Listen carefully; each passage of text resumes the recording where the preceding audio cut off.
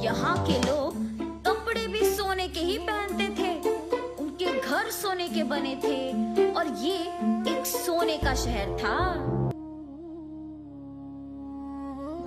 एक लंबे समय पहले एक ऊंट चलाने वाला था। रेगिस्तान में सफर करने वालों को ऊंट पे उनके चहीदे स्थान पे छोड़ देता था। उसका नाम परितम था। हर रोज वही काम करता था, उन्हें लेके जाना और वापस ले आना। आए हुए पैसों से अपना जीवन बिताता था। एक दिन एक अमीर परिवार परितम से उनकी यात्रा की सारी जानकारी लेकर, जैसे उनके जाने की और रहने की जगह, उससे उसके ऊंट पर 2 हफ्ते घूमने की सौदा करते हैं।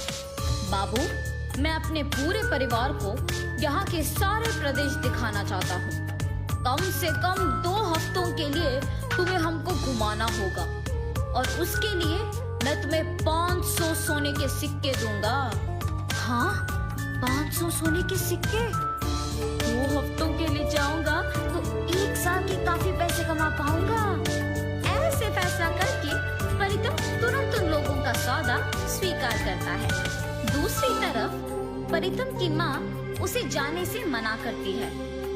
बेटा, पैसों की लालच में ऐसी खतरनाक यात्रा करना क्या जरूरी है? उनके कहे प्रदेशों को पर्यटक साधारण रूप से नहीं जाते हैं। ऐसे कहने पर भी उनका बेटा नहीं सुनता है।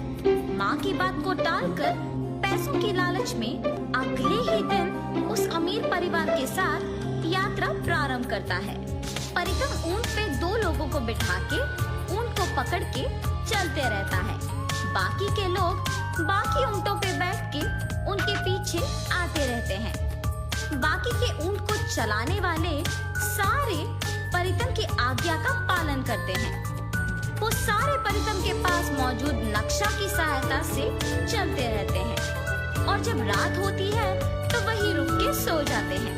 अगले दिन परितम यात्रा की सारी तैयारी करके, जल्दी आओ सभी, देर हो रही है, ऐसे सभी को बुला के किस दिशा जाना है ये देखने अपना नशा ढूंढने लगता है। उसके बैग में और जेब में ढूंढने पर भी नहीं मिलता है।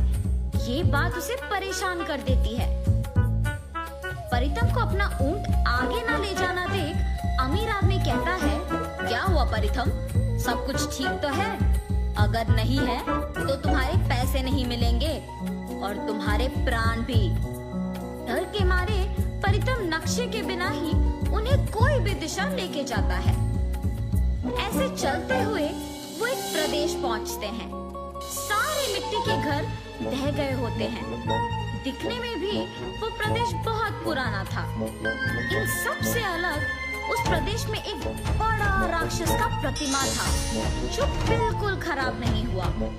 ये सब देख के जब वो परिवार वाले पूछते हैं कि कहाँ है, तो परितम कहता है कि वो एक विशेष जगह आ पहुँचे। सुनिए सुनिए, अब से पहले मैंने किसी को भी इस विशेष प्रदेश में नहीं लाया, ताकि अब आप ये देख के आश्चर्यचकित हो जाए।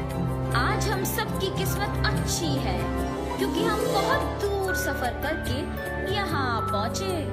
ऐसे झूठ बोलता है। हाँ, ये जगह दिखने में बहुत पुराना है और नष्ट किया हुआ लग रहा है। इसमें क्या विशेषता है? आपके आगे जो प्रतिमा है वो आदमी शहर को चलाता था। ऐसे कहते हुए उस प्रदेश के अंदर चलते हैं। उस शहर में मौजूद चीजों को देख परितम खुद की एक कहानी बनाकर वो ही सबको कहता है। और तभी उन पर्यटकों में से एक, हाँ, सच में इस दस्तावेजों में लिखा है कि इस प्रतिमा के आदमी ही इस शहर को चलाता था। ओह, मेरा सोच कभी गलत नहीं होगा और होने भी नहीं दूंगा। ऐसे वो खुद की तारीफ करता है और उस प्रदेश के बारे में कहते रहता है। यहाँ सब कुछ चांदी या लोहा या इस्पत नहीं बल्कि सोने का बना है। ये सुन के पर्यटक कहता है, अरे हाँ, मुझे यहाँ एक सोने का डब्बा मिला है। सोने का डिब्बा? ये प्रदेश कौन सा है? यहाँ के सारे लोग कहाँ गए? ये ऐसे पुराना क्यों हो गया है? यहाँ के लोग सोने के बने थे और ये एक सोने का शहर था। परितम के दिल को तो पता था कि वो झूठ कह रहा है, लेकिन वहाँ के सारे लोग उसकी बातों का यकीन कर रहे थे और जो भी चीज उन्हें मिला वो उठा के ले रहे थे। कुछ ही देर में वो प्रदेश परितम के बातों के अनुसार ही सोने में बदल जाता है। नष्ट हुए मिट्टी के घर पुराने जैसे बन जाते हैं। ये देख पर्यटक और परितम दंग रह जाते हैं। प्रतिमा भी सोने का बन जाता है और चलना शुरू करता है। ये देख सभी वहाँ से भागने लगते हैं और छुप जाते हैं। ओए परितम, तुम्हारे ही बातों के अनुसार मैंने यहाँ सब बदल दिया, लेकिन सोचने की बात तो ये है कि तुमने जो कुछ भी बोला वो सच है। इस सारी दुनिया में किसी को भी इस प्रदेश के बारे में नहीं पता, तो तुम कैसे जानते हो? यहाँ क्यों आए हो और ये सब कौन है? ऐसे वो प्रतिमा परितम को सवाल पूछता है और तभी उस प्रतिमा से छोटे छोटे भूत बाहर आके वहाँ के सारे लोगों को बंद कर देते हैं। हमें माफ कर दीजिए, हमें इस प्रदेश के बारे में कुछ नहीं पता। मैं सच कह रहा हूँ, मेरा यकीन मानो। मैंने अपना नक्शा खो दिया।